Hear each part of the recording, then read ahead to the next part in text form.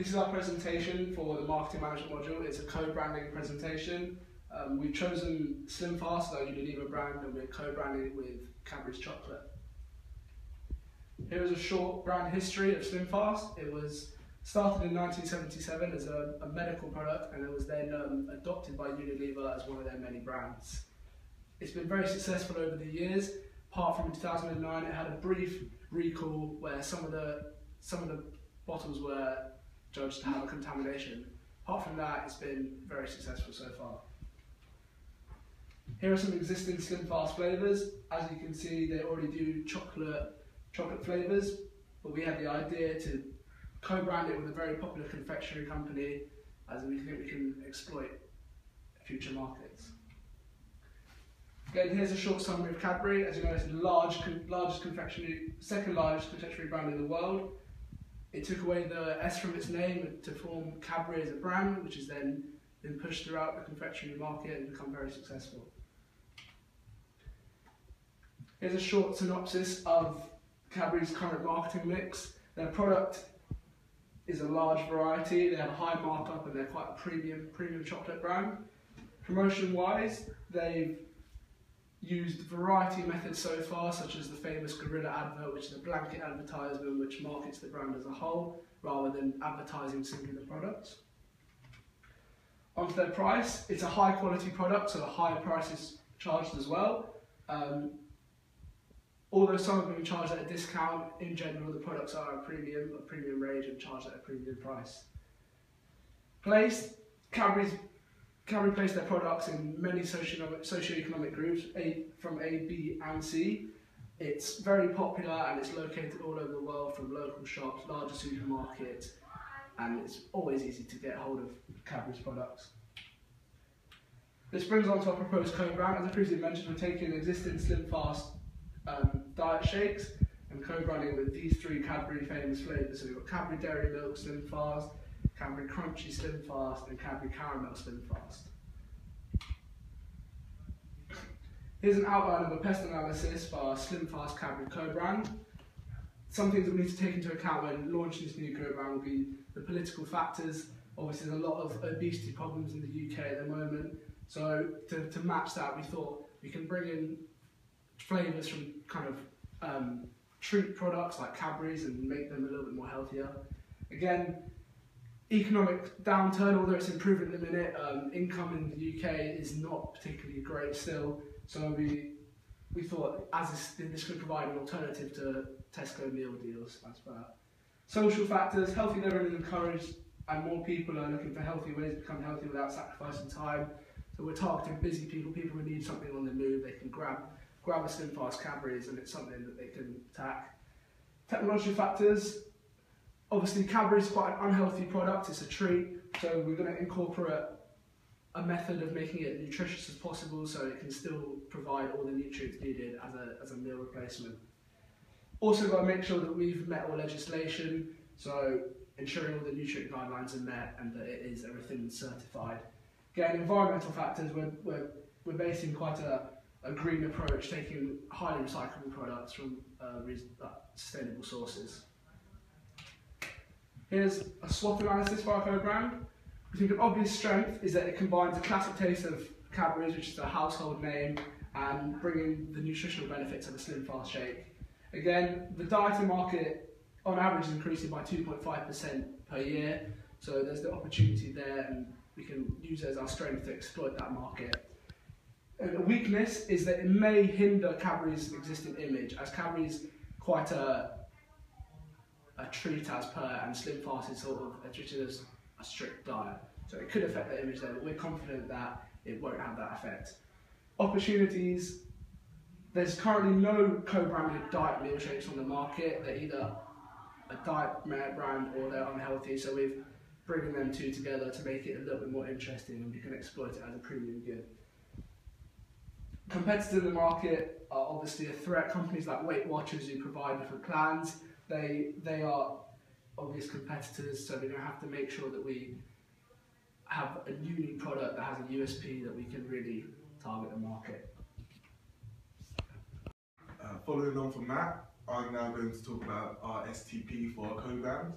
What I've done, the first slide is just a bit of background on SlimFast to show what markets they're currently working in, and what I found is that at the moment it's predominantly white. They are females. The age range seems to be between 25 to 54, but they're especially targeting 35 to the 44 age range. Normally the household income seems to be of $50,000 and above. They're married and single, so both women in marriages or living by themselves like to use this product. And finally, they also have at least attended some sort of college. The geographics that have been seen are that it's nationwide that this product is bought. However, it's concentrating mainly in the northeast of the UK where they see their strong sales. And most of them live in urban or suburban areas. Moving on from this, the attitudes and interests that they have, they're normally social, so they like to go out with their friends and have a drink or go out for meals. They're internet savvy, so most of their shopping is done online.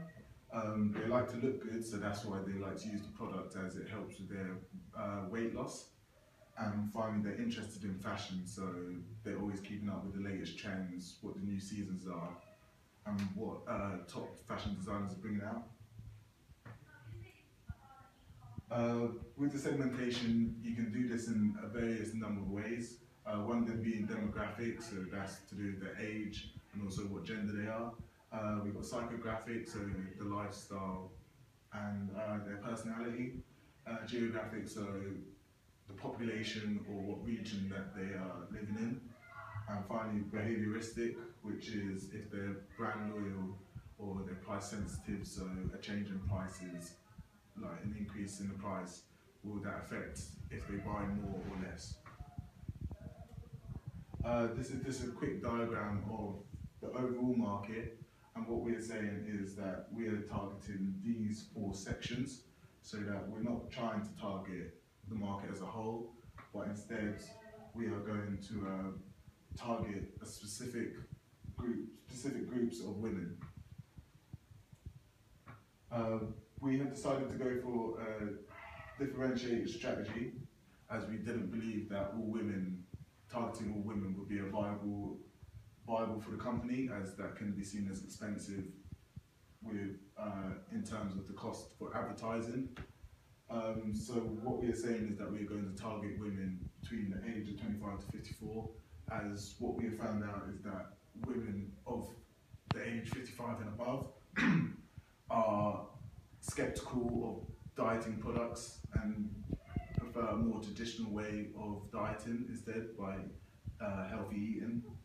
The occupation we're going for is busy women or busy mums, as we see that they don't have their time short, which means that they don't have much time on their hands, so they like to grab a quick snack or something to eat.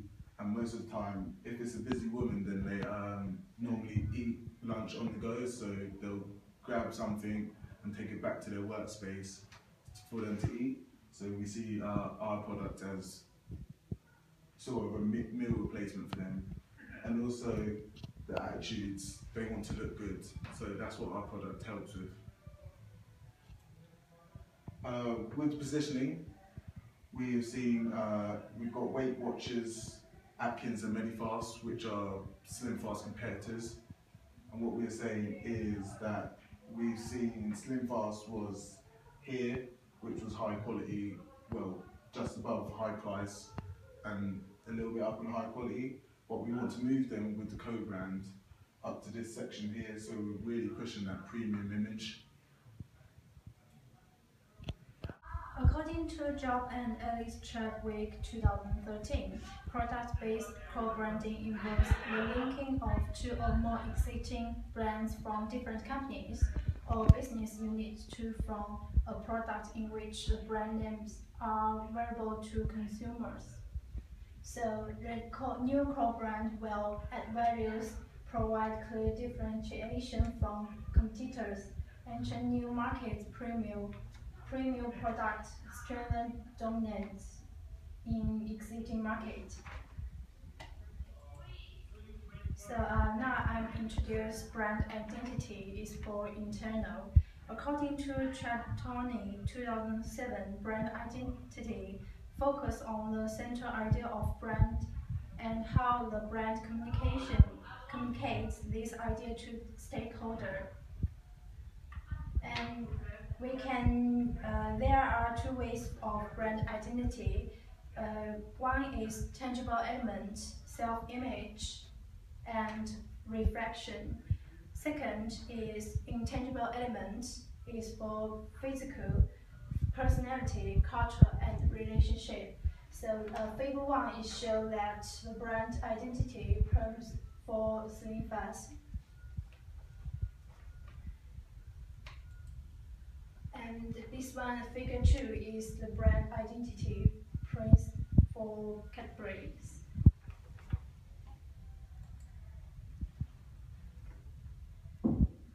So brand identity, the aim of MT to establish or describe identity in the mind of the consumer. People who both trust the Slim Fast brand and who are familiar with the Cadbury brand are likely to associate themselves with the new Crow brand. This one is talk about brand image. External.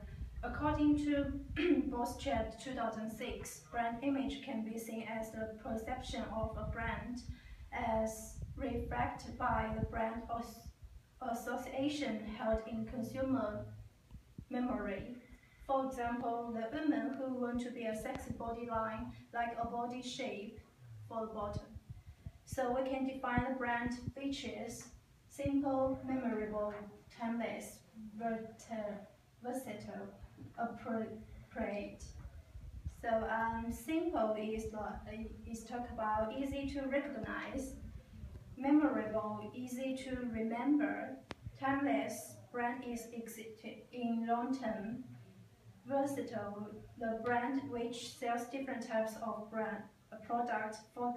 For example, Slim Fast sells snakes shakes.